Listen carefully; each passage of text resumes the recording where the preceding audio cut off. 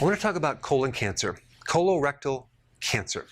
What I would recommend if you wanted to prevent colon cancer, or if you had colon cancer and you had it dealt with, what I would do to prevent it from coming back. All right, number one, I would recommend CLA, and I would recommend eating foods that are high in CLA. Now, what does CLA stand for?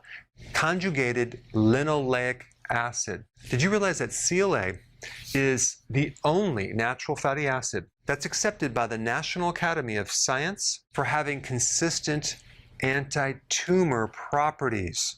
And it just so happens that CLA is in red meat and dairy, specifically grass-fed red meat and dairy, not the grain-fed that you would normally get in your local grocery store.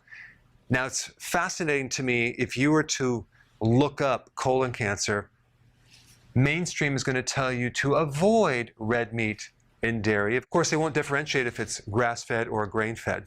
But what I've found, which is interesting, if you ever wanted to find the truth of something in the health field, is to find out what the mainstream opinion is on certain things as far as in health. You know, what all the scientists agree on. And the truth is going to be in the exact opposite direction. So, grass-fed red meat in certain dairy is high in this fatty acid, which does have anti-tumor effects. And the second thing I would recommend, and this is very, very important, is fermented veggies and fermented dairy. It has significant anti-cancer properties in animals. So we have kefir, okay? We have kimchi, which is fermented cabbage and peppers. Then we have fermented cucumbers, as in pickles. Fermented cabbage, as in sauerkraut. Fermented olives.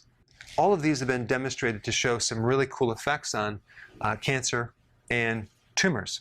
And what's interesting about fermentation is that your gut is constantly fermenting carbohydrates, specifically fiber.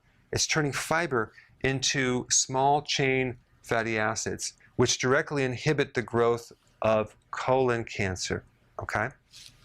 So fermented vegetables and dairy, significant anti-cancer effects. So you want to consume probably fermented vegetables on a regular basis, probably with each meal. Probiotics have an effect on cancer cells that is called apoptosis, which is basically the cause of cancer cell to commit suicide. So probiotics are very important to take on a regular basis. Find a very high quality probiotic. Number four, fasting. Number four is probably the most important out of all of these, but fasting has a direct inhibitory effect on colorectal cancer. Plus, fasting gives your GI tract a chance to reset. It's a very low stress benefit to your GI system. Plus, your microbes, the natural probiotic microorganisms in your gut, increase in diversity when you fast. So when you starve these microbes, they start thriving and they become stronger. And 70 to 80% of your immune system is in your gut. Fascinating. All right, number five, fiber turns into small chain fatty acids, which directly inhibit the growth of colon cancer. Now, what kind of fiber would I recommend? Vegetable fiber, not grain fiber, which is inflammatory. Not some individual fiber that you would get in a powder form. I would get your fiber from vegetables, low starch leafy greens. Why? Because number six, veggies have strong anti-cancer effects by themselves with the phytonutrients. So I'm talking about the cruciferous vegetables. I'm talking about a lot of other vegetables as well. They can create a significant decrease in the risk of colorectal cancer. So a lot of these cross over. You have vegetables over here. If you ferment the vegetables, and then the fiber in the vegetables are a prebiotic, which then feeds the microbes, which are the probiotics, that then make short chain fatty acids, which then inhibit the cancer.